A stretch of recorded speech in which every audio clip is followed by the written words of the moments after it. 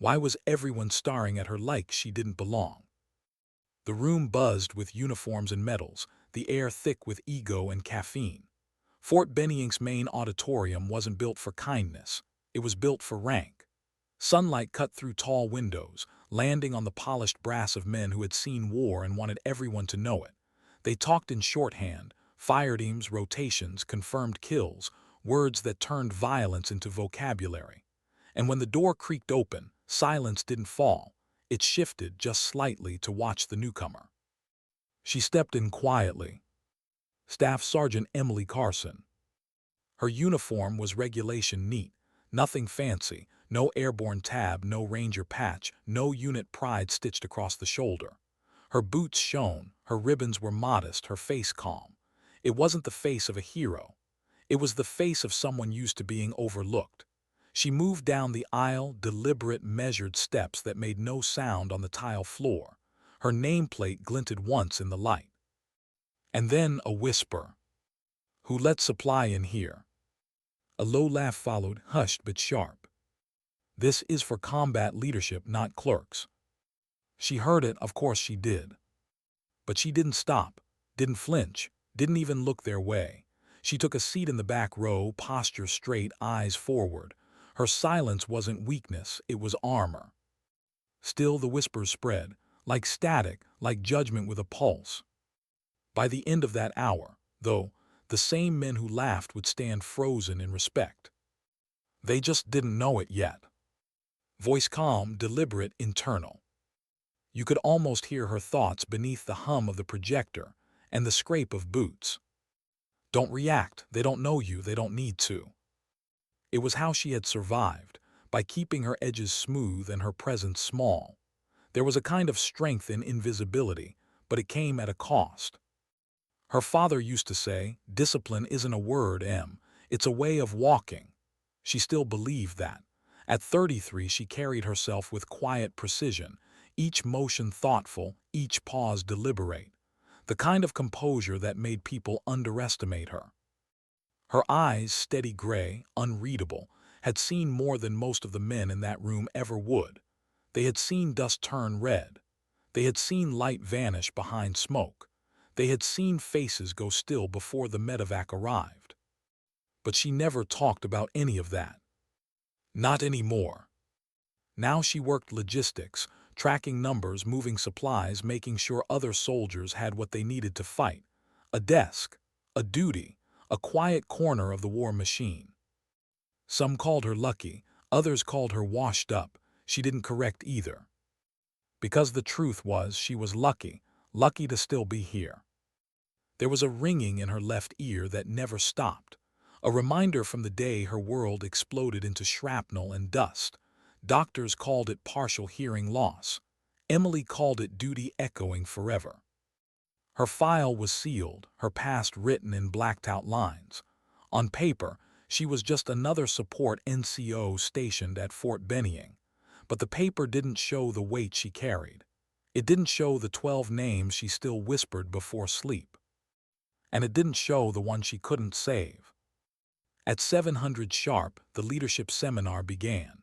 Rows of officers, infantry, armor, air assault, filled the hall with the smell of boot polish and burnt coffee. The kind of atmosphere where everyone measured each other before the first word was spoken. Emily sat still, notebook open, pen balanced. Her handwriting was clean, small, exact. She never interrupted, never tried to sound smart.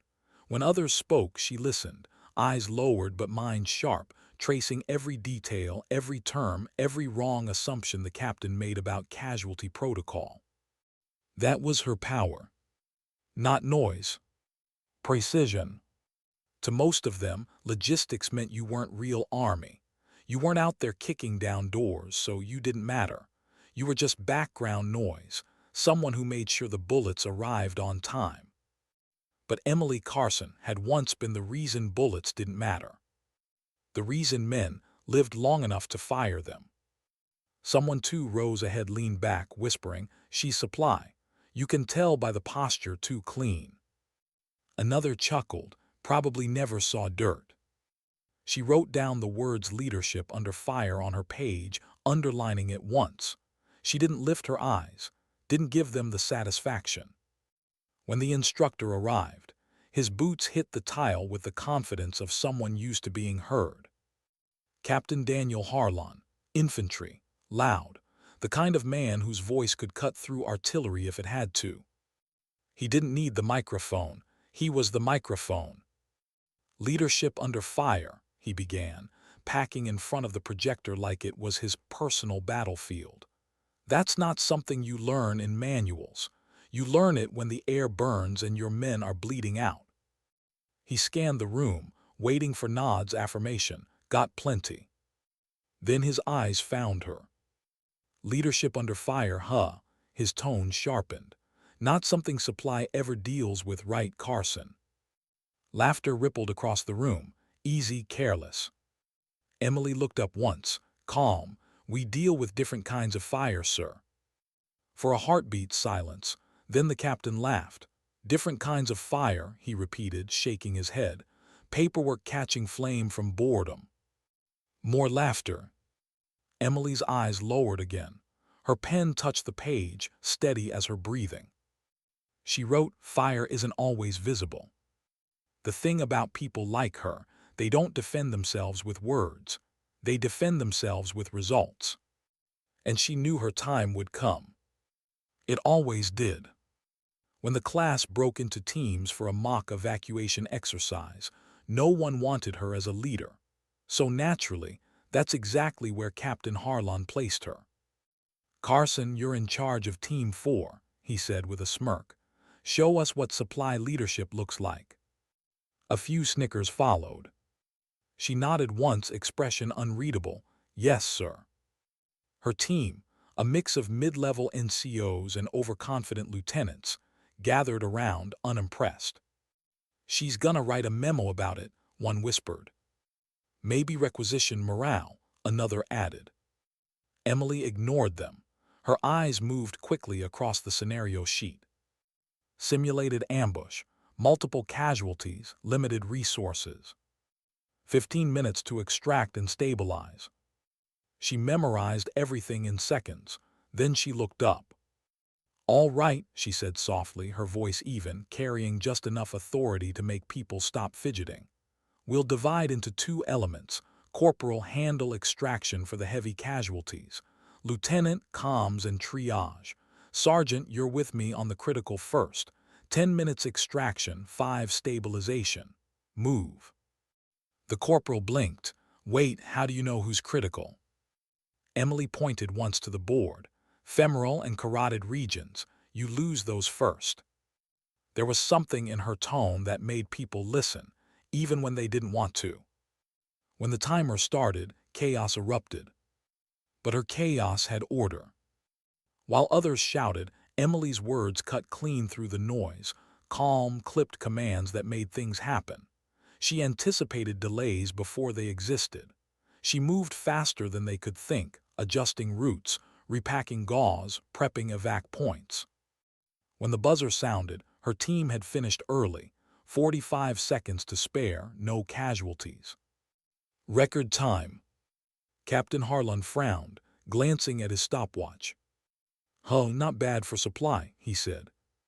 Someone in the back muttered, probably Googled it last night. More laughter, softer now, uneasy. Emily gathered her clipboard. Good work, she said quietly to her team. It's not about speed, it's about coordination. No one replied. But one of them looked at her differently now. Just a flicker of something that wasn't mockery, maybe respect, maybe doubt. Still, the day dragged on, and the comments kept coming, thinly disguised, casual but sharp enough to draw blood. When she corrected a grid reference, someone muttered, "Look at logistics trying to play infantry."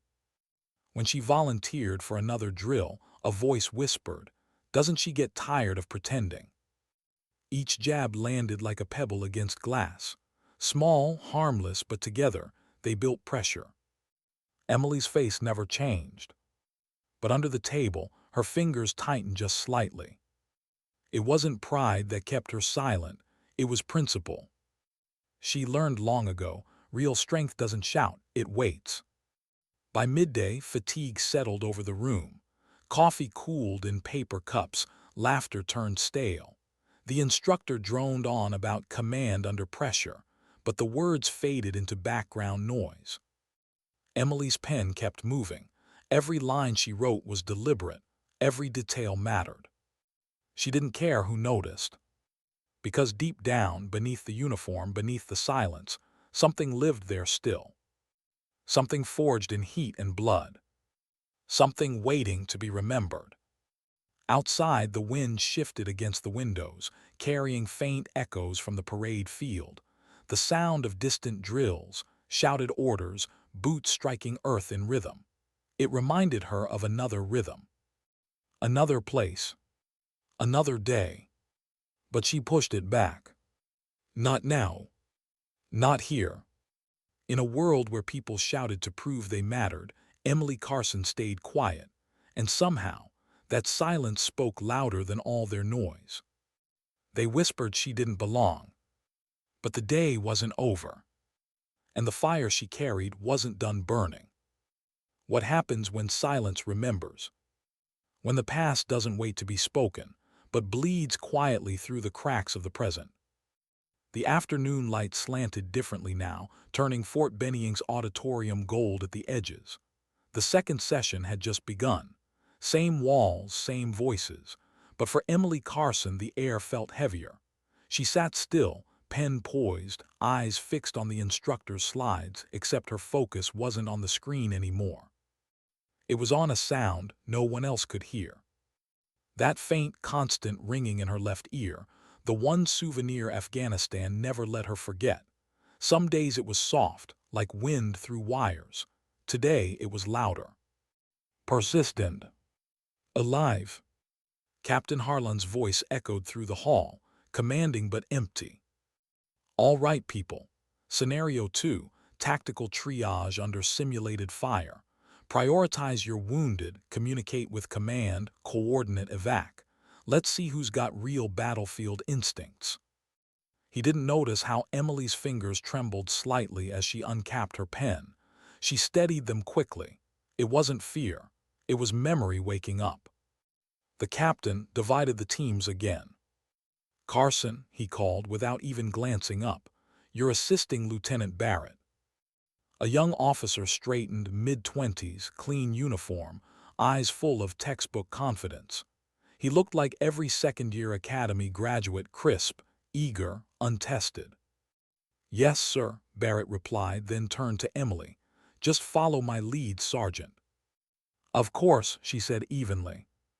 When the timer started, the room erupted into motion. Papers rustled, boots scuffed tile, simulated chaos filled the air. But Emily's world shifted.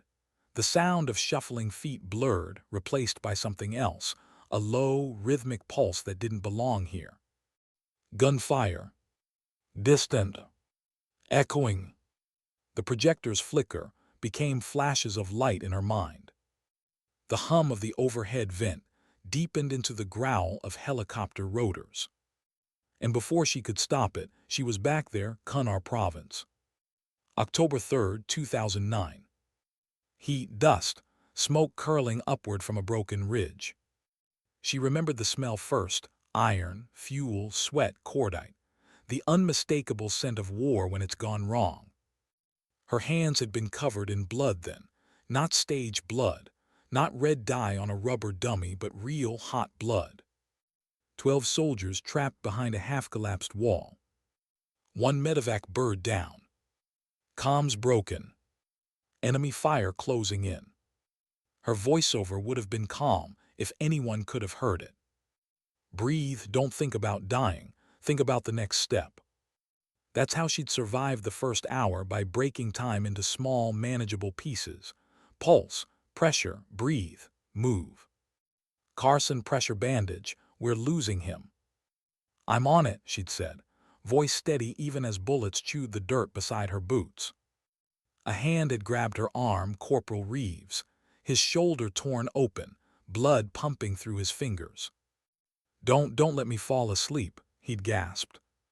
She pressed down hard, locking her hand over his wound.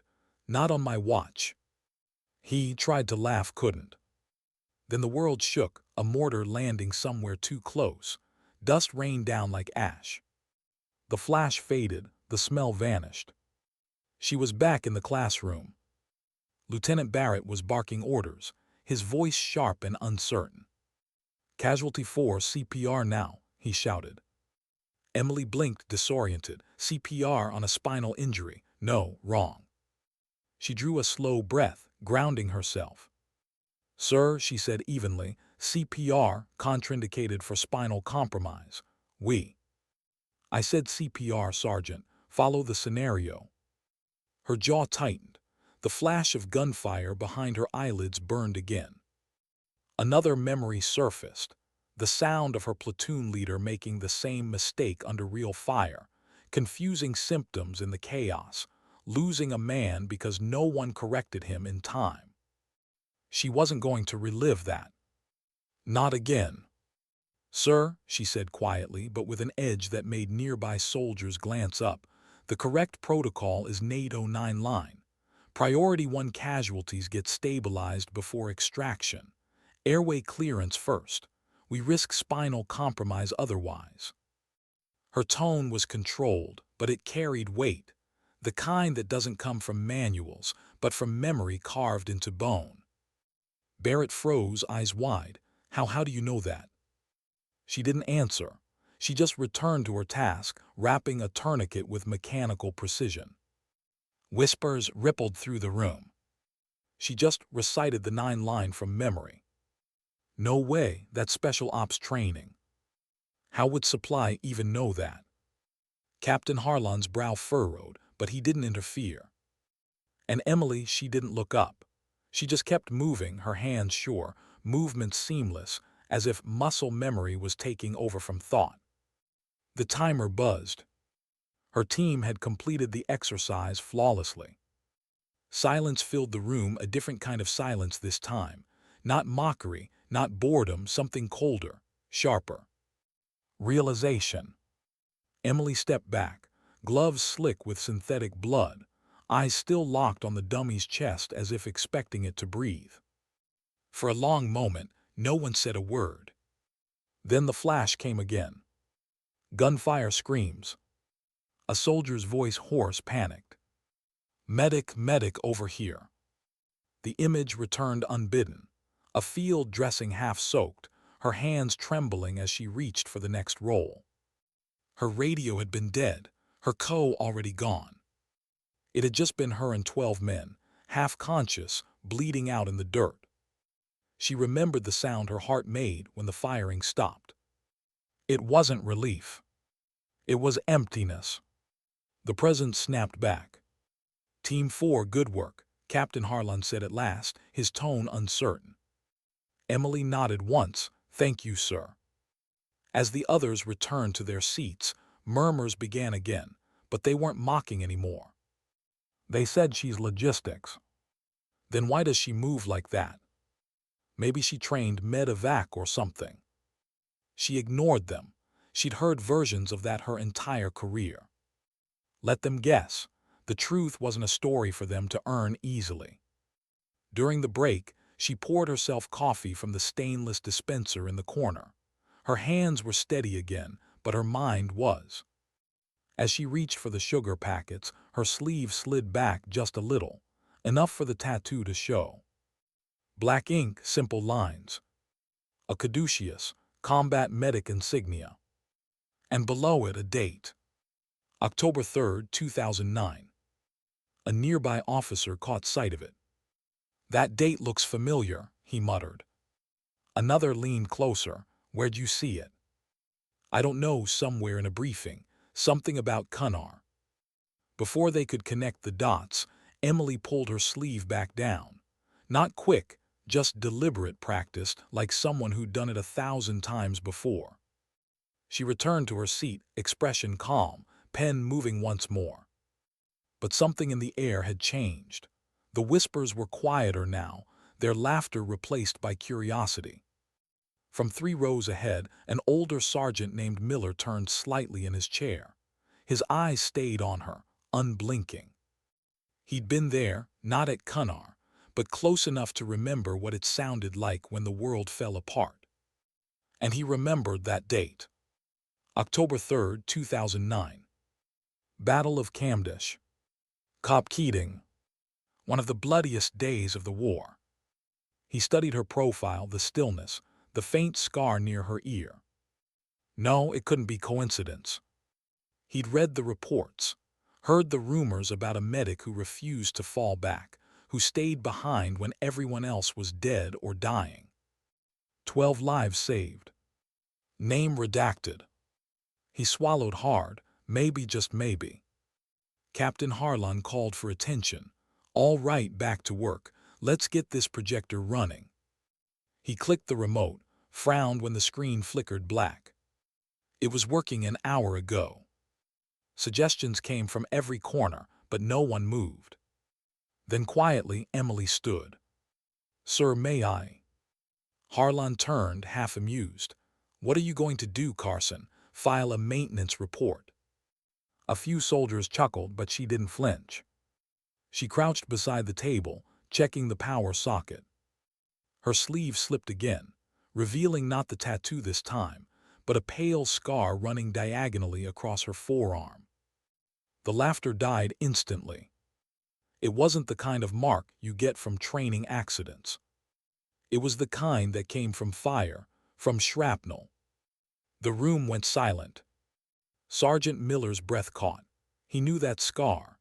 He'd seen its twin once on a man pulled out of a burning Humvee years ago.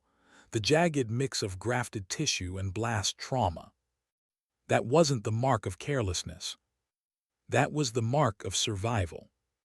Emily adjusted the cable, tapped a few keys, and the projector hummed to life. "Good as new," she said softly, standing again. Captain Harlan blinked, caught off guard. Well, guess supply got hidden talents after all. The awkward laughter that followed was thinner now, unsure whether to continue. Emily didn't respond. She simply walked back to her seat, eyes calm, posture unbroken. Behind her, Miller couldn't look away. His jaw worked, muscles tense. He'd read that after-action report once years ago. Medic held position under direct fire for 4 hours. 12 men saved. Extraction delayed due to enemy engagement. Name withheld. Now, for the first time, he wondered if the name had been hers. Emily sat down, the light from the window catching the edge of her hair. She opened her notebook again, pen moving across the page in neat, silent strokes. Around her, the whispers began again, quieter, more cautious. Combat medic insignia. But she's logistics now. Maybe she had family who served. Every theory circled the truth, but none touched it. Not yet. Only Miller stayed silent, watching, remembering. Because he knew the look of someone who'd been to hell and made it back, not loud, not broken, just quiet. Quiet in the way people get when they've seen things they can never explain. And as the next drill began, Emily Carson lifted her eyes to the screen, the map of an old Afghan province glowing faintly in the dark. Kunar. She didn't flinch, didn't blink. But something in her chest tightened. The past wasn't done with her. And soon, the present would find out why. She remembered the color of the sky that morning, gray, not blue. Gray like smoke, like something already burned. October 3, 2009, Kunar Province, Afghanistan. They called it Operation Red Ridge, but no one on the ground ever used names that neat. To them, it was just survival. The air was dry, thin, full of dust and noise. Outpost Echo had been under fire for 7 hours straight. The hills around them spat metal and heat. Radios screamed and died in static. Every few minutes, someone yelled for a medic. And every time, Emily ran toward the sound. Medic, medic, left flank. She moved without thinking. Not courage, instinct. The kind that overrides fear because fear wastes seconds. Her boots hit rock and sand, the smell of burning diesel heavy in the wind. A soldier lay crumpled behind a broken wall, his legs shredded, blood pumping rhythmically into the dirt. Emily slid beside him, her kit already open. "Stay with me, Morales, talk to me." He tried to joke, couldn't. "You sound calm, Doc." She pressed the tourniquet tight, her voice even. "I'm not calm, I'm busy." Rounds cracked overhead. The world narrowed to the space of her hands. Pressure, wrap, clamp. Her gloves were slick red. Her mind focused only on the rhythm, the ritual she knew better than breathing. Then came the blast. A white light, sound gone, everything weightless. When her vision cleared, the outpost looked wrong, walls half gone, men scattered like shadows. She tried to stand, but her left ear screamed, the ringing tearing through her skull. Someone shouted. The voice barely made it through the noise. "Carson, get down." Too late. A second blast hit farther up the ridge. Shrapnel ripped across her forearm. The heat seared straight to the bone. She dropped, teeth clenched, blood slicked down to her wrist. But there were still voices calling. Still lives to save. So she crawled. One hand dragging her aid bag, one hand pressing her own wound shut. When she reached the next casualty, she didn't hesitate. Pain could wait. Duty couldn't. The hours blurred. She didn't remember water, didn't remember food. Only the faces, men fatting in and out of consciousness, begging for morphine, for help, for home. And above them all, the endless ring of her own heartbeat in her ears. At some point near midnight, she'd looked up and realized the firing had stopped. The ridge was silent, except for wind and distant radios. 12 alive. 1 gone. She exhaled just once, a breath that felt like it had waited a lifetime. The medevac arrived just before dawn, a helicopter cutting through the smoke like a blade through fog. When they loaded the last stretcher, someone shouted her name. "Carson, you're hit." She looked down. The sleeve of her uniform was soaked through. "I'll live," she'd said, and fainted before the word finished leaving her mouth. When she woke up, she was back at Bagram. They told her she'd saved 12 men. She didn't remember saving 12. She remembered the one she couldn't reach, the one pinned under steel. That memory stayed. It followed her home. The medal came months later. She never wore it. The transfer request came soon after that. She accepted it without hesitation. No more frontlines, no more noise. Just the quiet rhythm of routine. But war doesn't stay where you leave it. It waits. The flash of light in the Fort Benning auditorium snapped her back. She blinked once, grounding herself in the present: bright walls, polished floors, the faint smell of disinfectant and burnt coffee. Captain Harlan's voice pulled her back into focus. "All right, people. Final exercise, tactical trauma under pressure. 15 minutes, full simulation. I want to see who keeps their head when things get messy." He gestured toward the rows of tables lined with medical dummies dressed in shredded fatigues, fake blood staining the fabric. "Carson," he said, his tone halfway between a challenge and a smirk, "you're leading Team 4 again. Let's see how supply handles trauma." The murmurs started instantly. "She'll probably call logistics support. Maybe she'll write a memo about it." The usual. But this time the laughter felt weak, forced. Even they were starting to sense something they couldn't name. Emily walked to her assigned table. Her boots sounded calm, her steps unhurried. She rolled up her sleeves, revealing the faint outline of that medic tattoo again, the same one most of them had laughed at earlier. The room quieted a little. Her team gathered around, a lieutenant, 2 sergeants, 1 corporal, all waiting for her to mess up. The buzzer sounded. Chaos followed. Orders shouted, voices overlapping. "Airway first." "No, stop the bleeding." "Where's the tourniquet?" Emily watched, silent for a moment. Then the dummy's chest monitor beeped, dropping vitals fast. She felt it again, the pressure, the pulse, the rhythm. It wasn't plastic anymore. It was real in her mind. Her voice cut through the noise like a blade. "Stop." The word froze them. "Pressure point here," she said, guiding the sergeant's hand. "Brachial artery. You clear the airway, tilt the head. Corporal compressions, 30 count. Move." No hesitation, no doubt. They obeyed. Her hands worked fast, precise, efficient. Clamp, seal, check pulse. Every move flowed into the next, muscle memory overriding thought. The lieutenant stammered, Sergeant, shouldn't we?" "Check vitals," she said. "We have 4 minutes before shock sets in. Stay with me." Captain Harlan had stopped packing, his usual smirk gone, replaced by quiet disbelief. 7 minutes in, Emily's team had stabilized every wound. No panic, no confusion.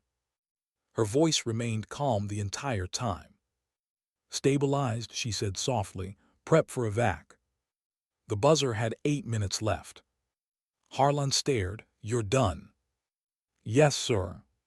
He frowned, glancing at his stopwatch. "Who trained you?" Emily removed her gloves, wiping the synthetic blood on a towel. "Field experience, sir." She said it without arrogance, without apology, just truth. From the back of the room, Sergeant Miller's gaze sharpened. He knew that tone. He'd heard it once before from a medic coming off a rescue bird, shaking, bloody, still saying "I'm fine" when she was. The colonel sitting in the rear row finally stood. Colonel David Monroe, head of the Regional Training Division. Until that moment, he hadn't said a word. Now his eyes were fixed on Emily, studying her like a memory half remembered. "Staff Sergeant Carson," he said quietly. The room fell still. "Yes, sir," she replied, straightening instinctively. "Where did you serve before logistics?" "Various assignments, sir." "Any in Afghanistan?" The silence deepened. Every head turned toward her. She didn't blink. "Yes, sir."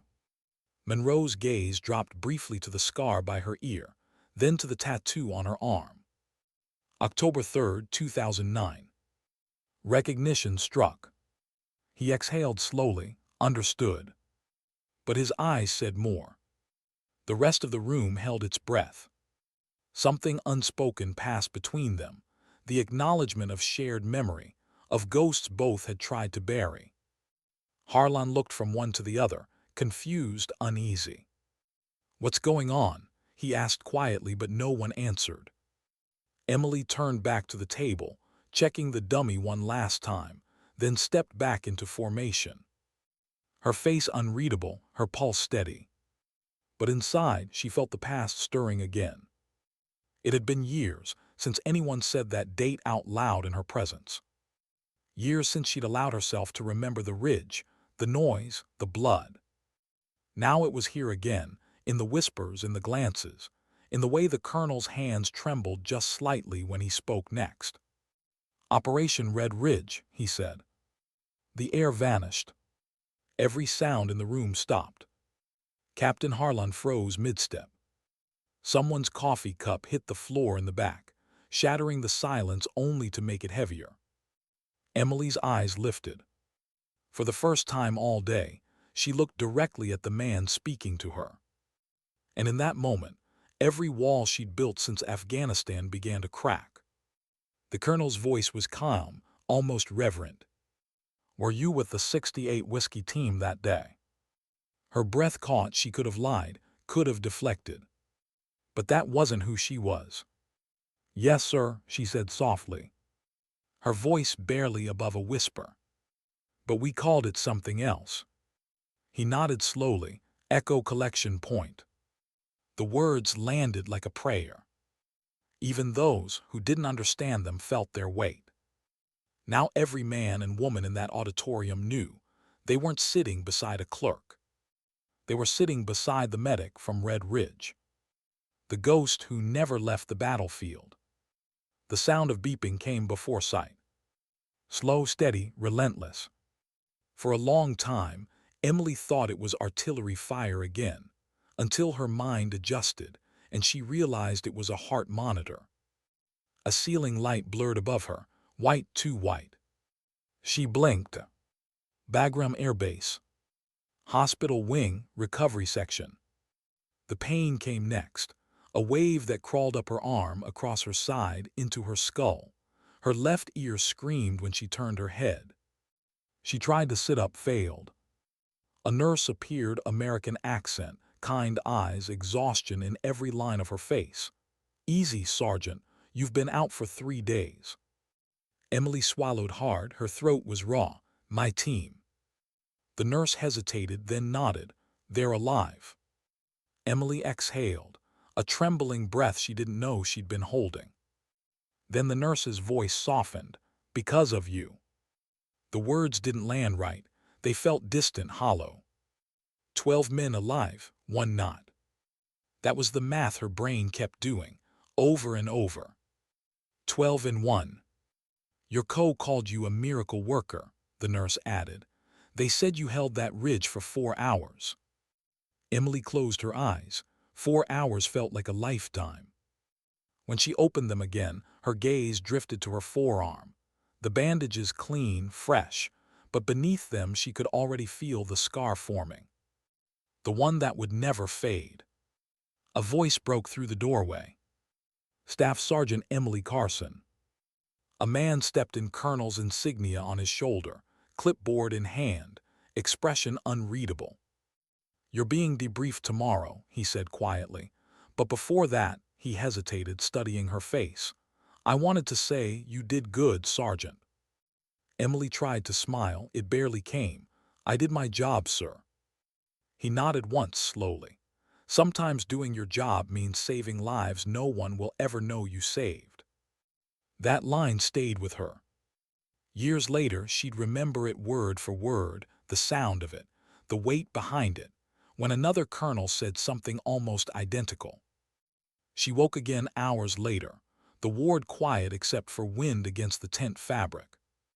Someone down the row was crying softly. Another whispered a prayer. She stared at the ceiling, eyes open, listening to the hum of fluorescent lights. It hit her then, the silence. No gunfire. No shouting. Just the sound of her own breathing. It should have felt like peace. It didn't. The quiet was worse. It meant the noise had finally stopped, and all that was left were ghosts. The ghosts followed her to Fort Benning. They didn't scream. They whispered in the corners of her mind, in the edges of every quiet room. Most days she kept them under control. But when the colonel said her name, the past cracked open like glass. "Operation Red Ridge," he said, voice calm but heavy. Every soldier in the auditorium froze. Emily didn't move. Her pen rested against her notebook, tip pressing faintly into the paper. Captain Harlan looked confused, glancing between them. "Sir, what's this about?" Monroe didn't answer. His eyes stayed locked on Emily. "Staff Sergeant," he said slowly, "were you with the 68 Whiskey Unit attached to Cop Keating, Cunard Province?" The air in the room went still. Even the hum of the projector seemed to dim. Emily looked up. Her pulse was a steady drumbeat in her ears. "Yes, sir." A few officers shifted uncomfortably. One whispered, "Wait, Keating wasn't that." The rest of his sentence vanished as realization set in. The colonel's expression softened. "Then you were there, the medic who held Echo Point." Every sound died. Even the breathing felt quiet. Emily didn't want this moment. Didn't want the spotlight or the weight of memory pulling her chest apart. But lying wasn't an option. "Yes, sir," she said again, voice steady. "That was me." Harlan's face went pale. Though the report said that medic was hit, nearly deaf. He stopped, looking at her left ear, the faint scar behind it, half hidden by her hair. The colonel's voice dropped to something almost reverent. "I read that file. You stayed behind under fire for 4 hours. You pulled 12 men out." A ripple of disbelief passed through the room. Whispers started, softer this time. That can't be. She was there. The one from Red Ridge. Emily didn't blink, didn't move. She just sat perfectly still, hands folded over her notebook. Her throat tightened, but her voice remained calm. We all made it home, sir. That's what mattered. The colonel nodded slowly. His jaw worked, as if he was fighting something he didn't want to show. You took shrapnel to the left ear that day, didn't you? Yes, sir. Lucky it wasn't worse. Her lips parted in a small, quiet smile. Yes, sir. It wasn't luck. It was a trade. Part of her hearing for 12 heartbeats. She made that exchange without hesitation. No one spoke. The officers who had laughed that morning now sat rigid, eyes lowered, hands still. The arrogance drained from the room like air from a punctured lung. Captain Harlan swallowed hard. He looked at her the way men look at something they don't fully understand. The kind of strength that doesn't shout, that just stands there, quiet, and changes everything. Colonel Monroe straightened slowly. His boots clicked together. Then, without a word, he raised his right hand to his brow. A perfect salute.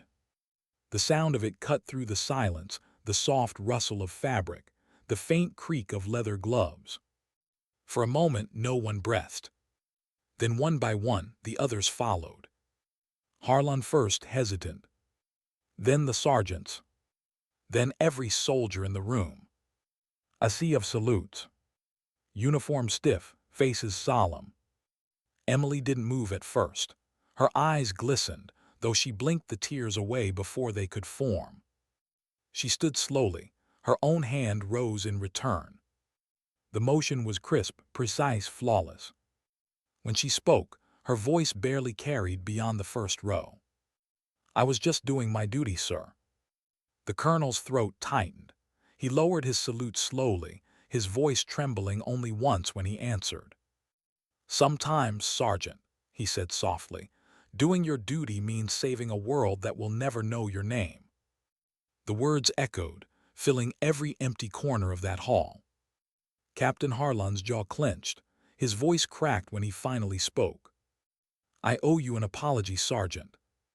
Emily turned her head toward him, eyes calm, expression unreadable. No apology needed, sir, she said gently. We've all been on different fronts. That humility hit harder than any reprimand could. Silence again, but this time it wasn't hollow. It was full of respect, of reflection, of shame turned into understanding. The colonel exhaled slowly, his voice softer now.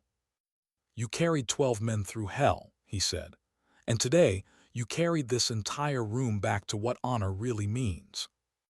Emily didn't reply, she couldn't. The emotion in her throat burned like smoke. She just nodded once, a quiet acknowledgement, and lowered her hand. Around her, the others did the same, but no one sat down.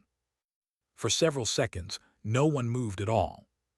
Sergeant Miller, the older veteran, stepped forward last. His voice was low, steady, carrying the weight of shared memory. Welcome home, ma'am. Emily's lips curved faintly. Thank you, Sergeant. When she finally gathered her notes, the crowd parted without a word. The same aisle she'd walked through that morning in silence now opened for her again, but this time no one whispered. No laughter. No doubt. Only respect. The colonel watched her go, his expression unreadable until she reached the door. Then he spoke, barely above a whisper. We spend our lives teaching leadership, he said, and today she reminded us what it really looks like. No one disagreed. Not a single word broke the stillness as she stepped into the sunlight outside. The corridor was quiet. Afternoon light spilled across the floor, long and gold, like the world itself was standing at attention. She paused once, looking back through the doorway, one final glance at the place where everything had changed. Then she kept walking. Her boots echoed softly, steady, measured. Every step carried the sound of closure, not triumph, not pride. Peace. Because Emily Carson knew something that room had only just learned. Sometimes the loudest kind of strength is silence. Sometimes dignity doesn't speak. It simply acts. The door closed behind her with a hollow click. For the first time all day, no one was watching. The hallway stretched long and empty, sunlight washing the tile in amber. Each step echoed softly, her boots tracing the rhythm of her heartbeat, slow, steady, alive. Outside, the air smelled of pine and sun-warmed concrete. Cadets jogged across the distant parade field, their shouts faint and rhythmic. Life went on, as if nothing had happened inside that room. But everything had. She stopped at the flagpole. The wind lifted the banner gently, fabric catching light, snapping once before settling again. Emily looked up at it, eyes unreadable. For years, she'd saluted that flag out of habit. Now it felt different, heavier, closer somehow. As if it knew her name again. A door opened behind her. Boots approached, measured, confident. Sergeant Carson. She turned. Colonel Monroe stood there, hands behind his back, eyes shaded against the glare. For a man who just commanded a room of officers, he looked suddenly older, like the truth had taken something out of him. "Permission to speak freely, sir?" she asked. He nodded once, always. Emily looked away toward the field. "I didn't want them to know, not like that." "I gathered," he said quietly, "but sometimes the truth decides its own timing." She smiled faintly, the kind of smile that barely exists. It wasn't their story to carry. "No," he agreed, "but maybe it was their lesson to learn." They stood in silence for a long moment. The wind tugged at the flag again, the chain rattling softly against the pole. Monroe spoke first. "I was in Cunnar 2 months after Red Ridge. I read your report a dozen times, and I still couldn't understand how one medic kept 12 men breathing under fire." She didn't answer. He studied her profile, the calm, the precision in the way she simply existed. "You lost someone that day," he said, not a question. Her shoulders tightened. "Yes, sir." "Who?" Her voice dropped to a whisper. "Private First Class Daniel Reeves. He was 19. The colonel nodded slowly, eyes heavy. He was listed as unrecoverable. Emily swallowed. "He was pinned under a section of wall. We couldn't get him out. I stayed until the last possible second." Her gaze drifted to the horizon. "He kept asking about home, about his mom's letters. I told him she'd be proud." She blinked once, long and hard. He stopped breathing before dawn. The colonel's jaw flexed. "You did everything you could." "I know," she said, "but sometimes knowing isn't the same as believing." For a while, neither spoke. The only sound was wind through grass and the faint hum of the bass loudspeaker in the distance. Finally, Monroe's tone softened. "Why logistics, Carson? Why hide there?" She hesitated. "Because quiet work keeps me steady. No weapons, no sirens, just systems, numbers, order. It's a place where no one bleeds." He nodded, understanding more than he said. "You earned that peace." Her lips curved faintly. "Peace doesn't always feel peaceful, sir." He almost smiled. "No, it doesn't." A pause. The sun dipped lower, painting the field in gold. Monroe shifted slightly, lowering his voice. "You know, when I saluted you in there, I wasn't just acknowledging a soldier. I was apologizing for every time the Army forgets its quiet heroes." Emily looked at him then, eyes steady. "I didn't need an apology, sir, just understanding." "You have that," he said, "from me at least." She nodded. "That's enough." He offered a crisp, respectful nod, then turned to leave, his footsteps fading down the walkway. When he disappeared around the corner, Emily stayed by the flagpole, letting the silence wrap around her like an old blanket. The breeze shifted again. The sound of distant cadence calls blurred in her mind, turning into something older, rougher, voices calling her name across a burning hillside. Medic Carson over here. The flashback came like a wave, uninvited, unstoppable. She was back on the ridge. Night had fallen. The firelight flickered off shattered walls. Her arm throbbed where shrapnel burned through muscle. Morales lay unconscious beside her, breathing shallow. Reeves was still pinned. She remembered every detail, the tremor in his voice, the blood on his lips, the way his hand reached for hers. "Doc," he whispered, barely audible over the wind, "you think they'll come?" She lied without blinking. "They're already on their way." He nodded slowly, eyes half closed. "Good, just tell my mom I didn't quit, okay?" Emily's chest tightened. "You didn't, you held the line." He tried to smile, couldn't. "Guess we all gotta go sometime." "Not tonight," she said, pressing her hand against his. "Not while I'm here." But dawn came without him. And the chopper that arrived at sunrise took 12 others instead. She remembered kneeling beside the rubble, her hands shaking, whispering something only the dust could hear. "I'm sorry, kid." The memory snapped away as quickly as it came. She was standing in Fort Bennink's courtyard again, the flag snapping high above. Her hand lifted instinctively, one last salute for the boy who never made it home. She stayed that way for several seconds, eyes glistening in the fading light. Then she lowered her hand slowly, deliberately, as if placing something invisible back into the earth. That night the barracks were quiet. Most of the base slept early, but Emily sat at her small desk, uniform folded neatly beside her, pen poised above a blank page. She started writing, not a report this time, not a form. A letter to the families who never saw what I saw. To the ones who waited for calls that never came. The words came haltingly, uneven but honest. I wasn't brave, I was just there. I held their hands. I told them they were going home. And maybe, in some way, they did. She paused, staring at the ink glistening on the page. Then she folded the letter carefully, slid it into an envelope without an address, and placed it inside a drawer with others just like it. Each one written for a name on a list only she knew by heart.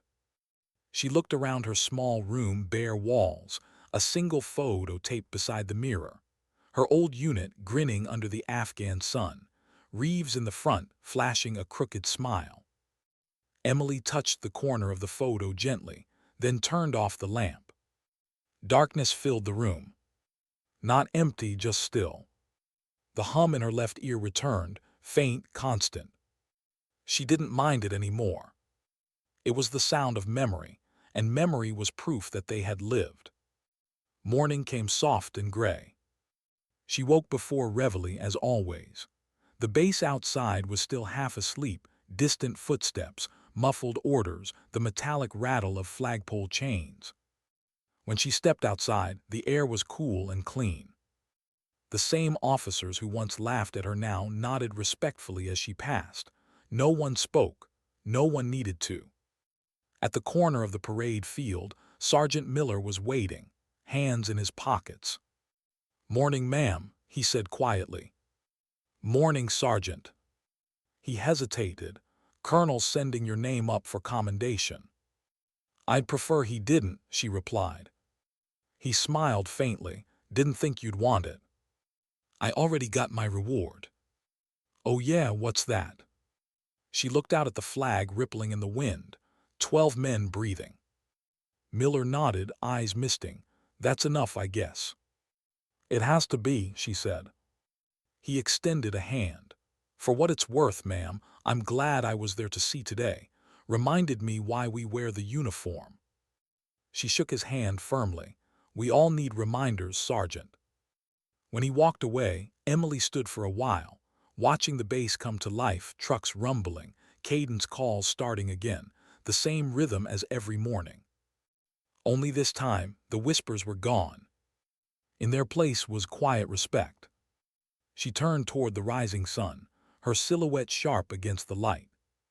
Somewhere far away, the sound of a helicopter echoed faintly through the sky.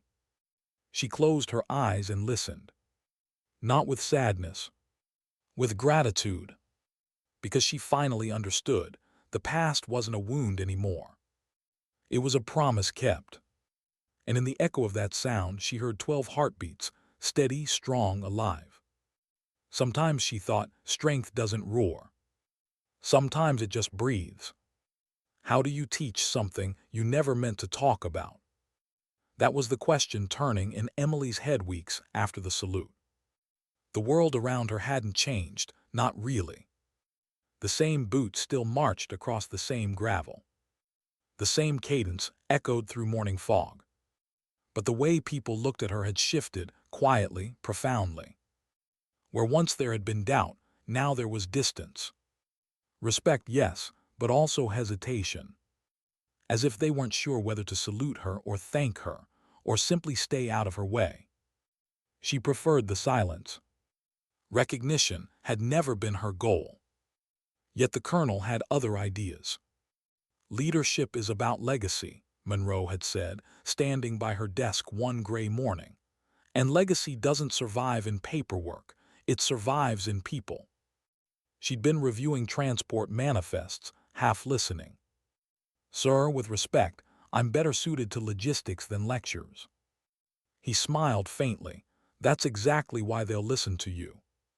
By they, he meant the new recruits, a mixed group of medics fresh from training, wide-eyed and eager, still unscarred by reality. The colonel wanted her to teach them battlefield triage. He called it passing on institutional wisdom. She called it reopening old wounds. Still, she said yes. Because sometimes service isn't about comfort, it's about duty. The classroom smelled of antiseptic and coffee. 15 young soldiers sat in rows, their uniforms crisp, their notebooks open, their expressions a mix of awe and nerves. Most had already heard the story, the medic who'd survived Cunnar, who'd saved 12 men and refused to talk about it. They didn't know she was that medic. Not yet. Emily stood at the front, her hands clasped loosely behind her back. Her tone was even, her voice steady. Field medicine isn't about heroism, she began. It's about clarity. You don't save lives by panicking and you don't lead by shouting. You focus, you breathe, you move. A hand went up, a young woman with bright eyes and a medic patch barely 2 weeks old. Sergeant, what if you freeze? Emily looked at her, saw the tremor behind the question. You will, she said simply. At least once. The first time you see blood that isn't yours. The first time someone says your name like it's the last thing they'll ever say. Her gaze softened. You'll freeze, then you'll move anyway, that's courage. The room went still. Pens hovered above pages but didn't write. Her words carried a weight they hadn't expected, not rehearsed, not from a manual. Real. Now, she said, breaking the silence, let's talk about priorities. ABC, airway, breathing, circulation. The order never lies. The body will, fear will, adrenaline will. The checklist won't. Her hands moved automatically as she spoke, demonstrating with a dummy, explaining each step with quiet precision. When she wrapped the tourniquet, the recruits leaned forward, mesmerized by the speed and confidence in her movements. They didn't see performance. They saw muscle memory born in chaos. After class, most lingered, hesitant to leave. One approached, the same young woman who'd asked the question. Sergeant Carson, she said softly, have you ever actually frozen? Emily smiled, tired but genuine. Once. What did you do? She paused. I remembered who was watching me. Sometimes the only reason you move is because someone else can't. The young medic nodded slowly, eyes shining. Thank you, ma'am. Don't thank me, Emily said. Just remember. Days turned to weeks. She taught every morning triage, communication, casualty psychology. In the afternoons, she returned to logistics, her comfort zone of forms and checklists. Routine was safe. But teaching was something else. It began to fill a part of her she hadn't known was empty. One evening after class, Colonel Monroe caught up with her outside the training bay. "How's it going?" She shrugged. "They're learning." He smiled. "And you?" "I'm remembering." He studied her for a long moment. "You've changed, Sergeant." "I stopped hiding," she said quietly. He nodded, satisfied. "That's good, because I want you to take on the next leadership rotation instructor's role, permanent." Her first instinct was to refuse. Permanent meant roots, and roots meant stopping long enough for ghosts to catch up. "Sir," she said carefully, "there are better candidates." He shook his head. "No, there are louder ones, not better." She didn't argue, not because she agreed, but because deep down, part of her wanted to believe him. That night, she walked alone to the edge of the field. The sky was clear, stars faint against the base lights. She sat on the low concrete wall that bordered the parade ground, elbows on her knees, staring at the horizon where the training range lights faded into darkness. Somewhere out there, she knew, new recruits were doing night drills, running, shouting, learning how to move under pressure. She'd been them once. Eager, fearless, unaware that courage had a cost. She closed her eyes and listened. The faint hum in her left ear had become familiar now, like a heartbeat she could count on. For years, it had reminded her of loss. Tonight, it sounded like continuity. Life going on. Footsteps approached from behind. "Evening, ma'am," said a voice she recognized, the young medic from her class.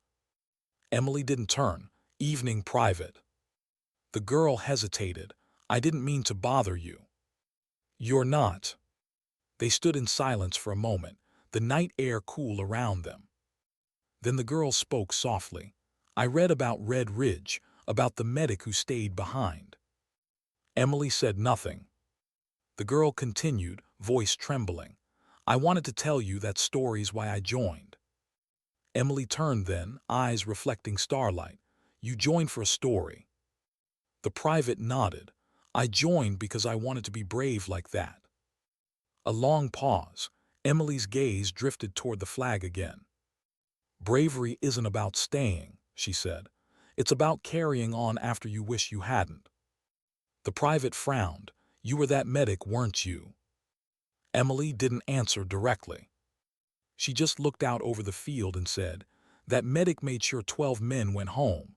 The rest doesn't matter." The young soldier nodded slowly, tears glinting. "It matters to me." Emily's voice softened. "Then make it matter by being better than she was. Smarter, kinder, quicker, promise me that." "I promise," the private whispered.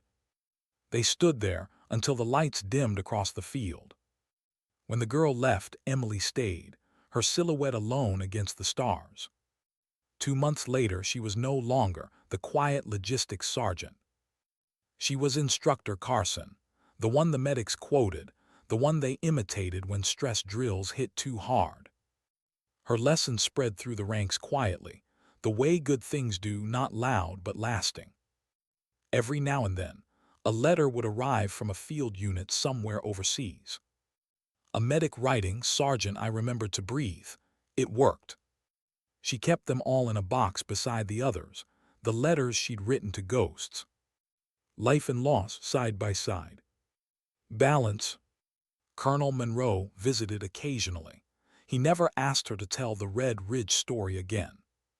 He didn't have to. The base already knew it by heart. And sometimes, when evening came and the sky turned orange over the Georgia pines, Emily would walk the perimeter road alone, boots crunching gravel, hands behind her back. From the training yard came the sound of young voices shouting cadence, steady, confident. She'd pause, listening. A faint smile touched her lips.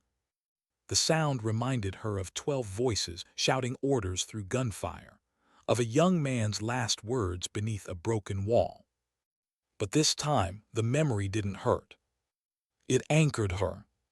Because she understood now, her story wasn't about survival anymore. It was about continuation.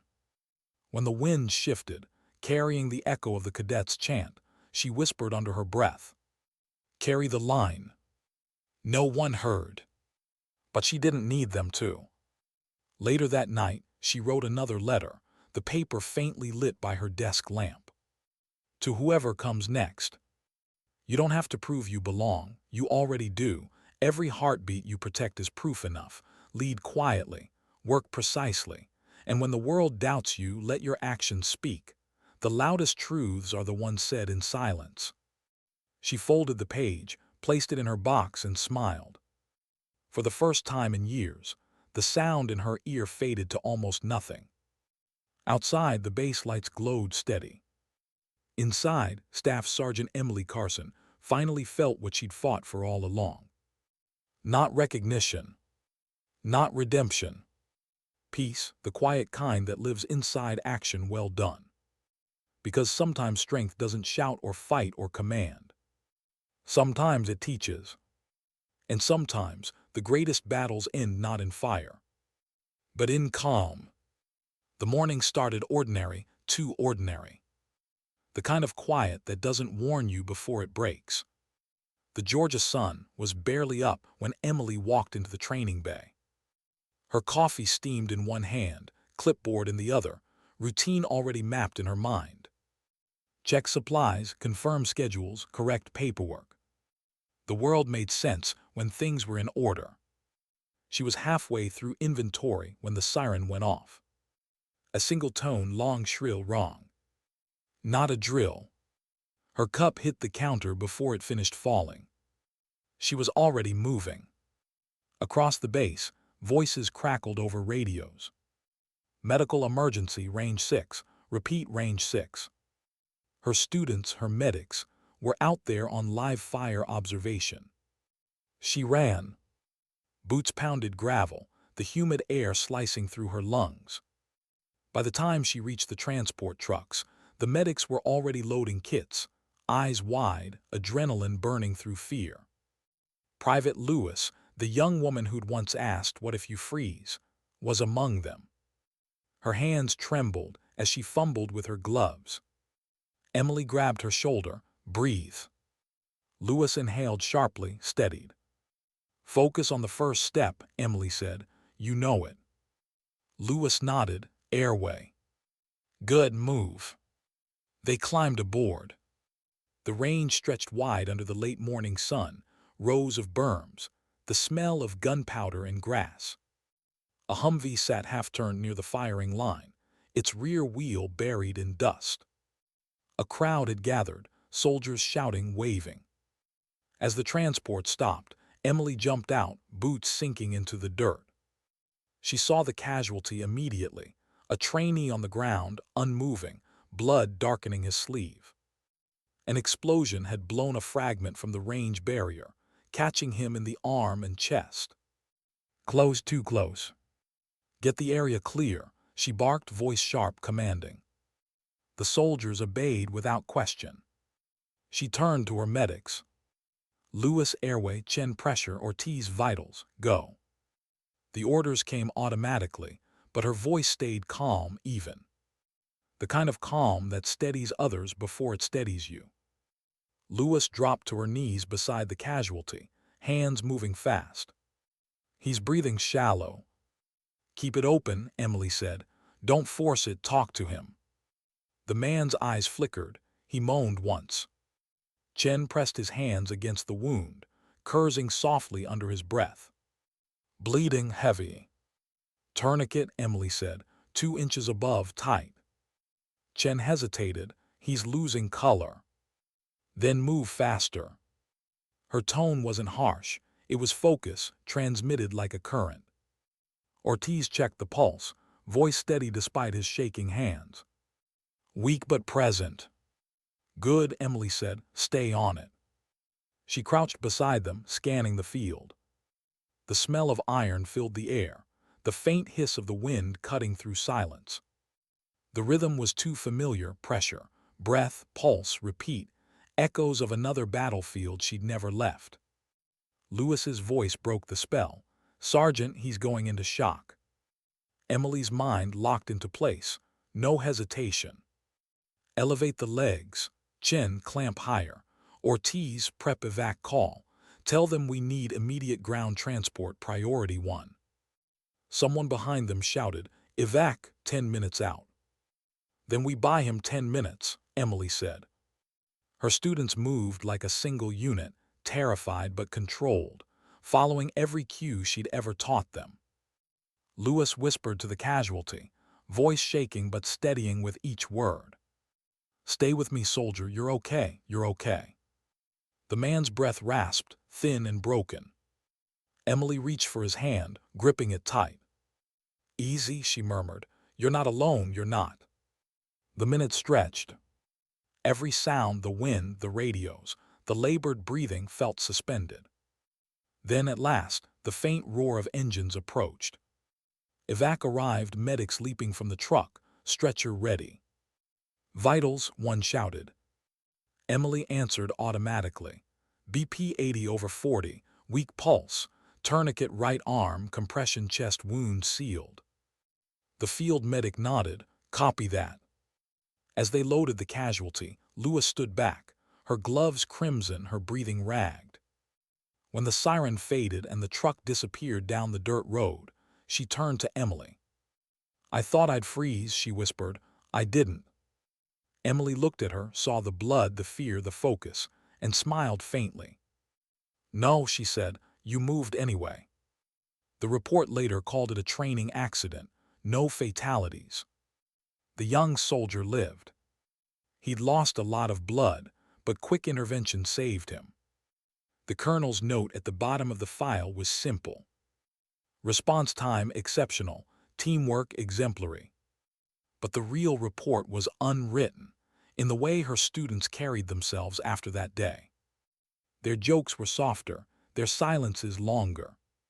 They moved with new precision, not because of fear, but because they now understood what she'd meant. That real leadership isn't noise. It's steadiness when everything else falls apart. A week later, Emily sat alone in the classroom cleaning equipment. Lewis entered quietly, her posture straighter, her expression older. Permission to speak, ma'am. Emily nodded. Lewis hesitated, then said, when the siren went off, I heard your voice in my head before you said anything out loud. Emily smiled gently. What'd it say? Breathe, move anyway. Emily's eyes softened. Then I did my job. Lewis swallowed hard. You saved him, ma'am. No, Emily said, shaking her head. You did. The private hesitated. We couldn't have without you. Emily met her gaze. One day someone will say the same thing to you. That's how this works. Lewis blinked fast, emotion breaking through her composure. Thank you, she whispered. Don't thank me, Emily said. Just keep the chain unbroken. That night Fort Benning slept under a quiet sky.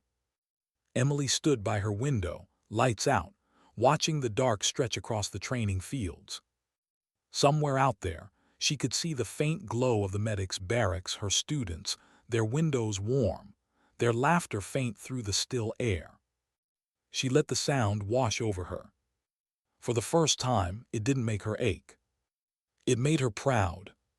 She thought of Cunnar, of 12 men breathing in the dark, of one who hadn't made it. And for the first time, the weight of that day didn't crush her. It steadied her. Maybe, she thought, that's what healing really was, not forgetting, but transforming pain into purpose. She whispered to the night, carry it well. The words weren't for her, they were for them. For the voices that had come after, the ones she'd taught to survive what she'd endured.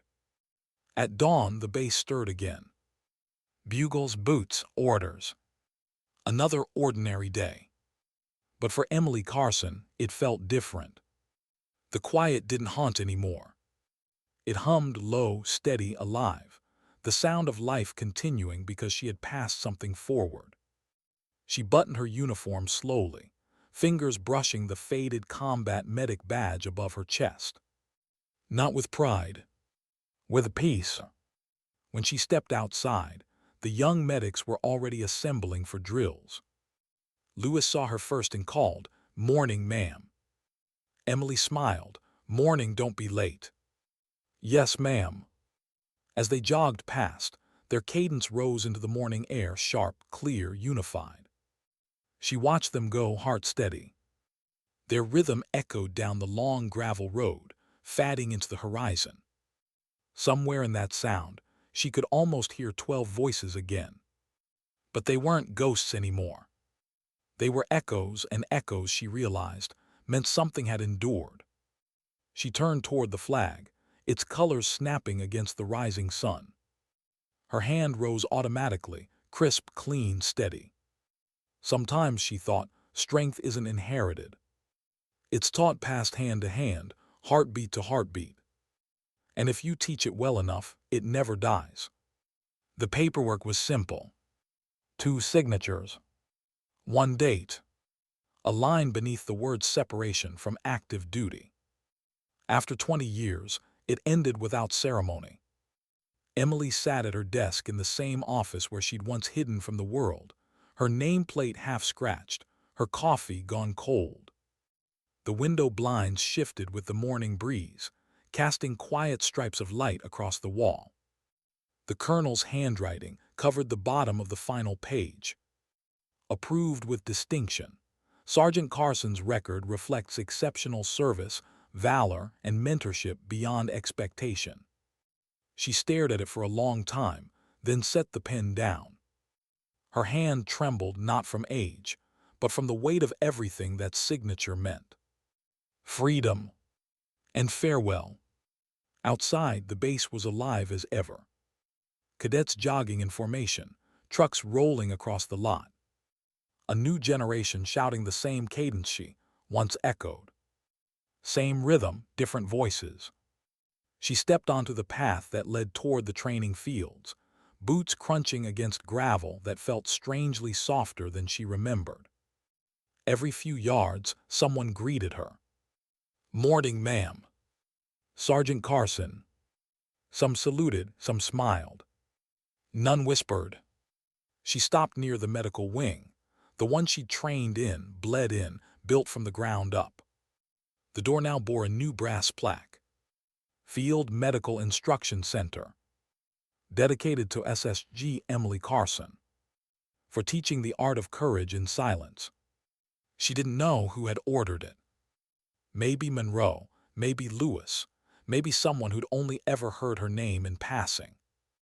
It didn't matter.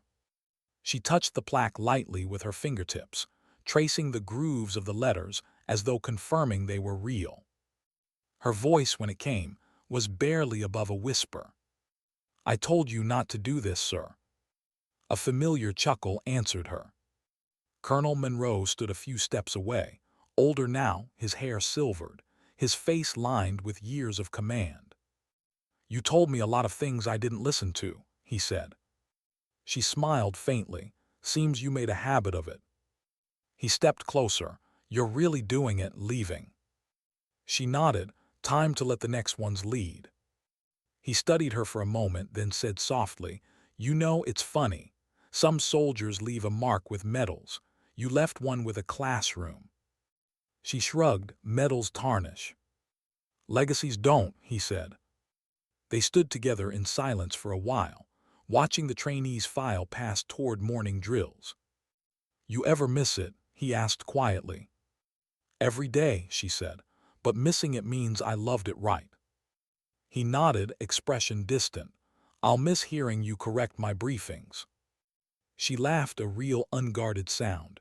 "You'll survive, Colonel." He tilted his head. "I've seen you do the impossible, don't count on it." Her laughter faded into something gentler. "You ever think about the ones we lost?" "All the time," he admitted. "But I try to remember what they'd want us to do with the days they gave us." "And what's that?" He smiled faintly. "Keep living them." She nodded. "Then we're doing all right." After he left, she walked across the field to the bleachers, the same spot where she'd once sat alone, watching others train. Now the bleachers were full of young medics running drills under a bright spring sun. Lewis was there, older, confident, instructor stripes gleaming on her sleeve. Her voice carried clear across the field. "All right, recruits, ABC, what's first?" "Airway," they shouted. "Good, and if you freeze, move anyway." Emily froze mid-step, a smile breaking through the ache in her chest. They'd kept it. Her words, her rhythm, her truth. They'd turned it into a chant, a mantra that would outlive her voice. She didn't call out, didn't interrupt. She just stood at the edge of the field, unseen, listening. For the first time, she realized something she hadn't before. The sound of her own legacy wasn't applause. It was continuity. That night, her quarters were nearly empty. Most of her things had been shipped out, a duffel, a few folded uniforms, her old combat boots. On the table sat a small wooden box. Inside, 12 letters with no addresses. 12 stories she'd never told. And one new envelope on top marked simply, "For whoever carries the line next." She added a photo, her and the first class of medics she'd trained, grinning under the same flag that had once saluted her back. She closed the box gently, tied the latch, and left it on her desk for Lewis. Then she sat for a moment longer, letting the silence settle in. It wasn't empty anymore. It was complete. The next morning came slow and golden. The flag at the parade ground fluttered against the dawn, just as it always had. Emily walked there alone. No formation, no ceremony. Just her, the wind, and the quiet hum in her left ear, softer now, almost a whisper. She stopped at the base of the flagpole, the sunlight glinting off the brass. Her boots came together with a soft click. Her hand rose in one final salute. The gesture was perfect, crisp, deliberate, filled with everything she couldn't say. Every life she'd touched, every silence she'd carried, every breath she'd taught someone else to take. For a moment, the world seemed to hold still. Then far off, she heard voices, the new class of medics running drills across the field. Their cadence floated through the air. "When fear hits, breathe. When it hurts, move anyway." Her eyes closed. The smile came slow, steady. That sound, that was the sound of immortality. She lowered her hand, turned, and began walking toward the gate. No farewell speeches, no crowd. Just the rhythm of her boots on the pavement, fading into morning. Years later, long after her name had become part of Fort Bennink's quiet legends, a young recruit walked through the medical training wing for the first time. He stopped by the door with the brass plaque, reading the words aloud. "Dedicated to SSG Emily Carson. For teaching the art of courage in silence." He turned to his instructor, a woman with calm eyes and a confident stance. "Who was she?" he asked. The instructor smiled softly. "The reason we all do this right." Later that day, during field practice, the recruit froze for a heartbeat as the siren blared unexpectedly. His hands shook, his breath caught. Then he heard the instructor's voice, the same steady tone passed down from teacher to teacher. "Breathe, move anyway." And he did. Back home, far from any base, Emily sat on a small porch overlooking a quiet stretch of pine forest. The world out here was slower. Bird song instead of gunfire. Wind instead of radio static. Her hands were older now, the scars faded to pale reminders. She held a cup of tea, watching the light shift through the trees. A letter lay open on her lap, one from Lewis. "Ma'am," it read. "Thought you'd like to know the new medic class graduated today. We kept your motto alive. I made sure they know who first said it. They still call it the Carson Creed." Emily chuckled softly. Carson Creed. She set the letter down, looking out at the forest beyond her porch. The wind moved through the trees like breath, slow, steady, endless. It sounded almost like voices. Not ghosts, not memories. Echoes. Living ones. She whispered to the air. They carried it well. And in the stillness that followed, she finally understood the thing the colonel had tried to tell her years ago, that leadership isn't measured by how long you serve, but by how deeply your actions keep serving after you're gone. She leaned back, closing her eyes as the day faded into soft gold. Somewhere far away, maybe in another classroom, another young soldier was learning to move anyway. And that was enough. Sometimes dignity doesn't speak. It simply acts. And in its silence, it teaches the world how to listen.